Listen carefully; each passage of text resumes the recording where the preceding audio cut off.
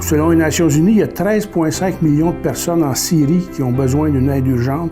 Il y a 6,5 millions qui ont été déplacés dans le pays même. Il y en a 4,5 millions qu'il a fallu qu'ils sortent du pays.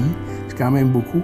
Il y en a 250 000 qui ont perdu la vie en essayant de traverser, sortir la frontière. C'est 5 fois la grande région de Châteauguay. Donc, c'est la plus grande catastrophe humanitaire depuis la Deuxième Guerre mondiale. Donc, c'est pas anodin, puis ça l'ébranle tout le monde et ça l'occupe les nouvelles depuis longtemps.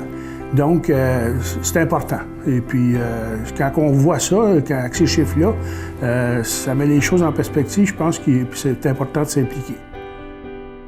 Non, sauf que je pense que c'est vraiment, c'est pas qu'est-ce qu'on fait maintenant, puis là où je suis très contente, on parle pas juste d'une famille ou de maintenant, on parle de plusieurs familles sur le moyen et long terme on est en train maintenant de partir une capacité avec M. Lavallée et l'entrée de Mercier pour recevoir des réfugiés de toutes les couleurs, finalement, pour des années à venir. Puis je pense que ça va être enrichissant puis vraiment un bénéfice pour notre communauté.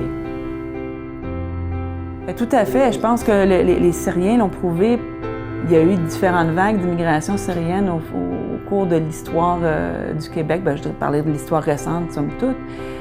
Mais on voit que ces gens-là ont emmené beaucoup. On a des gens célèbres qui sont issus de l'immigration et qui ont apporté beaucoup à la culture québécoise aussi.